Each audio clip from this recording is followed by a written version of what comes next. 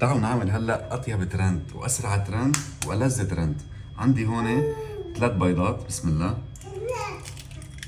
هاي اول وحده، بيرجع عندي هاي الثانيه. هذا بيض بلدي على فكره، بسم الله. هاي عندي 3 بيضات هون. بيرجع عندي هون نص كبايه زعتر، هذا زعتر هلا بنضيفه فوقهم.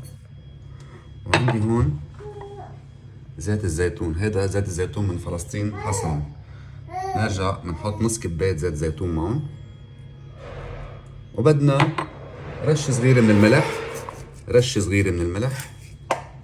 نبلش تحريك كثير منيح، خلطون خلطون لحتى الزعتر تجانس مع البيض. بسم الله، هذه رائعة الأكلة. هلا عندي هون المقلاية بدي أحميها، بسم الله.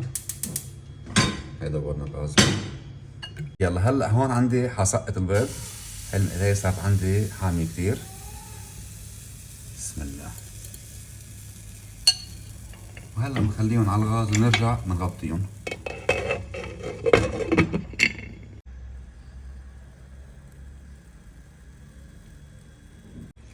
هلا عندي هون انتهت. هلا عملها هيك، بقلبها على النص مثل ما هي هيك. هيدي اطيب منقوشة طلعت، تحسوها كأنه صاج.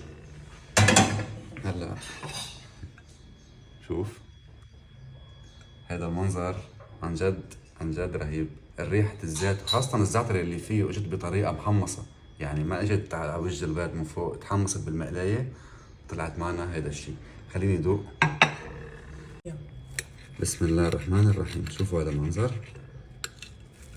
شايفين كأنه منقوشة.